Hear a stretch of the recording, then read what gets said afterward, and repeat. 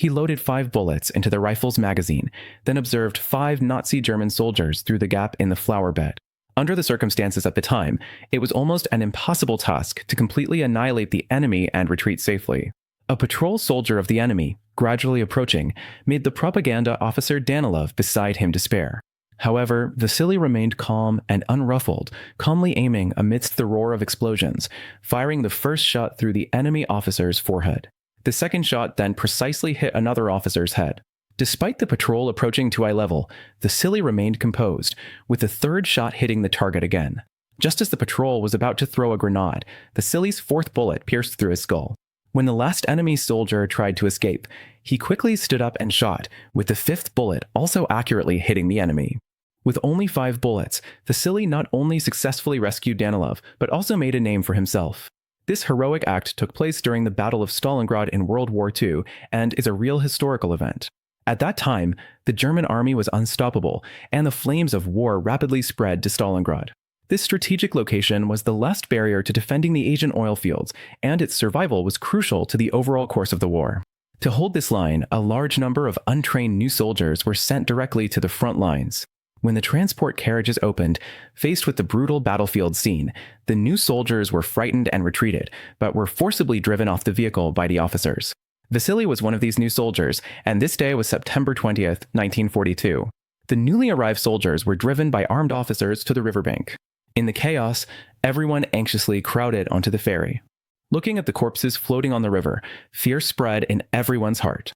Before they could catch their breath, German warplanes roared in, and the ships in front were instantly blown to pieces, followed by successive bombings. Under intense machine gun fire, the soldiers curled up in the crowded ship's hold like lambs awaiting slaughter. Some mentally broken new soldiers chose to jump into the river to escape, but according to Soviet military discipline, deserters were considered enemies, and the officers executed them without hesitation. Witnessing comrades they had not yet known die in an instant, Vasily's mind went blank. The ferry, lucky to survive the shelling, finally reached the shore. The soldiers had no time to mourn the bloodstains in the hold before being forcibly driven ashore. All they saw was thick smoke and the wails of the wounded. When distributing weapons, Vasily, a hunter by background, found that the army issued only 1 rifle for every 2 soldiers, and those who did not receive weapons had to follow armed comrades, taking over their weapons after their comrades fell. With only 5 bullets, Vasily rushed to the front with the troops, but under the suppression of the German multi-layered firepower, the Soviet charge lacking tactical coordination was minimally effective. Even with full equipment, the Soviet forces found it difficult to break through, let alone when half of the soldiers were unarmed. Soon, this asymmetrical battle drained the Soviet soldiers' fighting spirit, and calls for retreat grew louder, but the command headquarters had long since set up machine guns in the rear. This was a battle with no retreat. Soldiers would either die on the battlefield or perish from their own military law. Vasily, who had not yet acquired weapons, was caught in a life-and-death dilemma. However, due to the disparity in strength between the two sides, the engagement quickly ended in the retreat of the Soviet troops. The square, which was just now filled with artillery fire, was suddenly left with the scene of crows pecking at corpses. At this moment, the German tanks had not withdrawn, but continued to aim at the surrounding cave passages. War correspondent Danilov, driving his vehicle, accidentally entered the area and was immediately hit by German artillery fire. Fortunately, he survived and quickly crawled into a ruined fountain filled with corpses. Faced with the close search by the Germans, he had to pretend to be dead. Fortunately, the bullets did not hit him. Just as Danilov was about to raise his gun to shoot the 5 Germans ahead, he was stopped by Vasily, who had also survived. It turned out that Vasily had learned sniping skills from his grandfather since childhood and knew how to increase his chances of victory under disadvantageous conditions. Indeed, under the cover of nearby artillery fire, Vasily's shots were all precise, each bullet hitting the enemy's head. His masterful marksmanship allowed Danilov to see the dawn of victory for the first time. Back at the camp, Danilov immediately arranged for printers to produce propaganda leaflets, announcing Vasily's feat of killing 5 enemies. Danilov earnestly explained the deeper meaning of this propaganda campaign to Vasily, which made the young soldier feel honored and surprised. Meanwhile, the frontline commander was being reprimanded by a Moscow envoy for the defeat of the campaign. The commander tearfully argued that the Germans had artillery, airplanes, and tanks, while their side even lacked basic weapons and equipment. The envoy sternly criticized the commander for dereliction of duty, then handed him a pistol and stormed out. The commander understood well and, with tears, raised his gun to commit suicide. The gunshot rang out, and everyone in the command was silent as if struck by a cold wind. The envoy then introduced himself to the officers present. He was Khrushchev, who would take full control of the frontline command from that day forward. He demanded that all soldiers cast aside cowardice, restore fighting spirit, and gather suggestions to boost morale and turn the tide of the battle. Just as everyone was at a loss, Danilov shouted, "Give them hope." Khrushchev pushed through the crowd, gazing at the young propagandist. Danilov proposed that inspiring stories be spread through battle reports, praising sacrifice and courage, establishing the image of fighting heroes for the people, and giving them hope, pride, and a will to win. Khrushchev was very interested in this plan and immediately ordered Danilov to implement it. When Vasily arrived at the printing factory, the new issue of the newspaper was already being printed, and his deeds had prominently appeared on the front page. Danilov excitedly explained to him that they aimed to make him a well-known hero for all, and even leaders would learn of Vasily's military achievements through newspapers. For his strategic advice, Danilov was promoted by the Soviet General Staff, and Vasily was officially assigned to the sniping team. The two of them excitedly embraced, knowing exactly what it meant, a war myth belonging to the Soviet Union, now given flesh and blood. Whether Vasily would survive until the end of the war or not, this new belief had to be invincible. Soon, Vasily's achievements became the most eye-catching content in the newspapers. Vasily's record of sniping German generals continued to accumulate, and soldiers on the front lines and civilians behind the lines regarded him as a national hero. People no longer cared about the date, only asking how many enemies Vasily had eliminated today. One day, while Vasily was searching for targets at his sniper point as usual, a young boy invited him to rest at his home. After confirming the other was harmless and needing to replenish his strength, Vasily followed the boy to an underground trench. This was the home of the boy and his single mother. Both mother and son were familiar with Vasily's legendary status through newspapers and broadcasts, and they admired this sharpshooter. As they were talking, Danilov appeared with a stack of letters. These letters from all over the country were filled with admiration and encouragement for Vasily. To respond to the public's enthusiasm, Vasily personally wrote back to the letter writers. Initially, the two worked well together until Tanya suddenly visited, breaking the peace. She was very close to the boy's family, like family. Although Tanya's hair was slightly disheveled, her clear eyes and beautiful face still made Danilov fall for her. However, Danilov did not know that when Vasily enlisted in the army, he had met Tanya once on a train. At that time, Vasily had already fallen for Tanya deep in his heart, but the chaos of war left him no time for personal feelings. Now, Vasily bore the hopes of the entire nation, making it even harder to reveal his personal emotions. However, Danilov did not care about this. After learning that Tanya knew German, Danilov decided to transfer her to the command post, even to the extent of exchanging 12 soldiers to have her serve as a communications officer. Tanya originally hoped to stay in the community to work in security, protecting everyone's safety. Meanwhile, the German army, suffering successive losses of generals, specially dispatched a German sniper, Major König, to eliminate the sharpshooter Vasily. König was once the head of the German sniper school, and many Soviet snipers had been trained by him before the war. König was not only precise with his shooting, but also had a keen intuition that was even more terrifying. This time, König was tasked with a clear mission, to eliminate Vasily at all costs. Unaware of this, Vasily still led his squad to carry out their mission as planned. That day, they had already killed 7 enemies successfully, and the 8th target seemed within reach. After completing the sniping, Vasily and his comrades needed to enter the building to retrieve the enemy identification badges to confirm their successful kill. However, just as they stealthily approached the building, the soldiers remaining outside had already fallen into König's sights. The sound of bombing masked the gunfire, and Vasily and his companions did not notice anything unusual.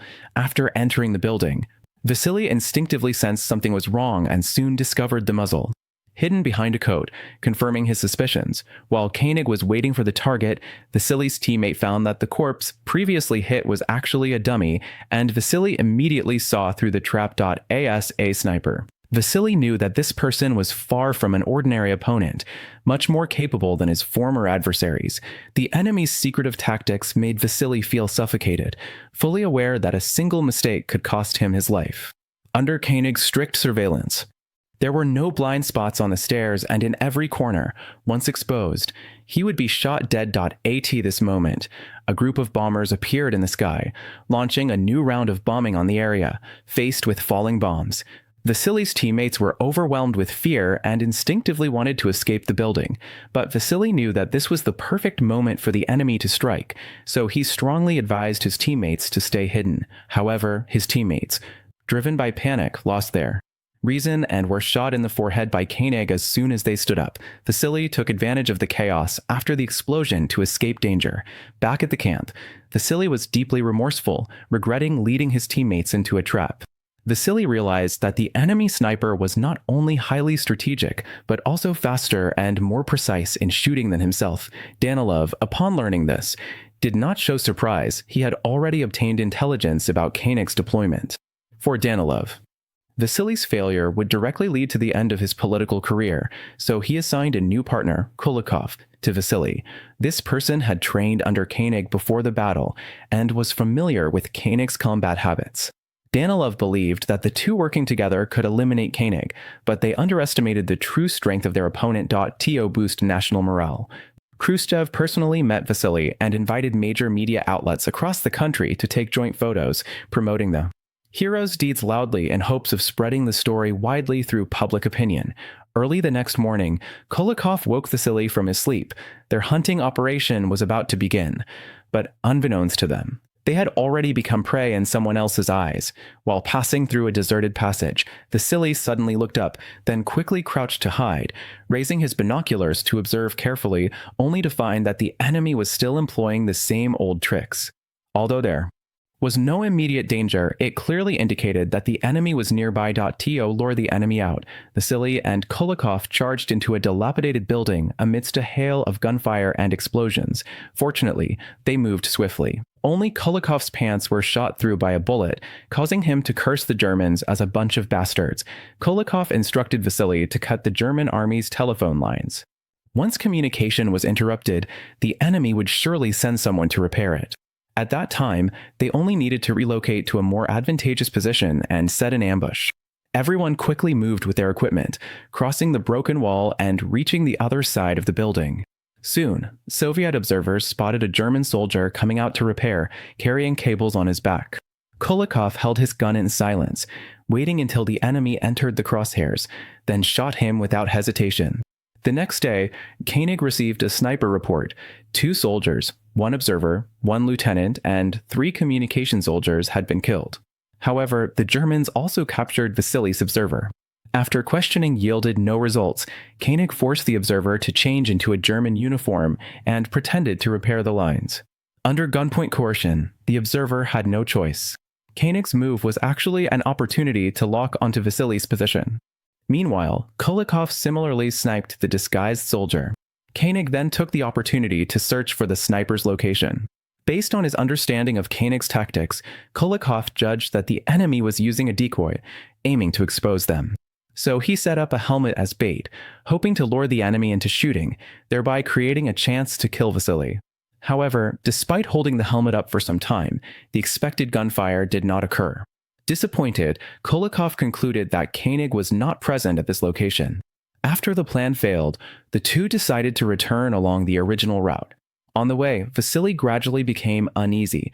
A repairman had just been shot, and the Germans quickly sent another, which was not a foolish act, but likely a different scheme. The failure of the plan was not because Koenig was absent, but more likely because the enemy had already seen through their tactics. However, Kulikov thought Vasily was too nervous and did not take his warning seriously. They did not realize that Koenig's trap was only now truly unfolding. Just as they quickly crossed a broken wall, Kulikov was suddenly hit by a shot. Vasily bent down to check and saw his comrade had died instantly, gasping in shock. Hitting a moving target in such a short window showed the enemy's marksmanship was divine. If they had jumped out a moment earlier or later, they would have been the ones to die today. All lingering hope was instantly shattered, and Vasily fully realized he had no chance of winning. Just as Vasily was in danger, Danilov at the base received the final order. If they could not eliminate the German sniper, both Danilov and Vasily would face severe punishment. Therefore, when Vasily considered retreating, Danilov directly stated that he had already placed an insider beside Koenig, and the next time Vasily would surely eliminate Koenig. With this statement, Vasily's tense nerves finally relaxed somewhat. Seeing this, Danilov immediately changed the subject, and it turns out that the intelligent Tanya had long since Danilov's special feelings for her and proactively applied to be transferred back to the frontline community. Compared to clerical work, she yearned more to personally go to the battlefield. Danilov then hoped Vasily could persuade Tanya to change her mind. That night, Vasily approached Tanya to explain his intentions. Tanya did not argue, but looked serious and revealed the truth. Not long ago, the German army captured a group of Soviet soldiers. To save ammunition, the Germans tied the prisoners in pairs and arranged them by the riverbank. The Germans only needed one bullet to kill one person. The other would be dragged into the water by the corpse. This way, one bullet could take 2 lives. Tanya's parents were among them. To avenge them, she resolutely chose to face the battlefield. Hearing this, Vasily, who had also experienced the pain of losing loved ones, no longer dissuaded her, but instead handed her the pistol of the late comrade Kulikov. Meanwhile, König was enjoying polishing shoes as usual, served by a boy named Sasha, who was also an informant planted by Danilov. Although Sasha had previously gained König's trust by providing intelligence, Danilov believed this was still not enough. Facing a cunning opponent like a fox, he could not fully trust a child from the enemy side.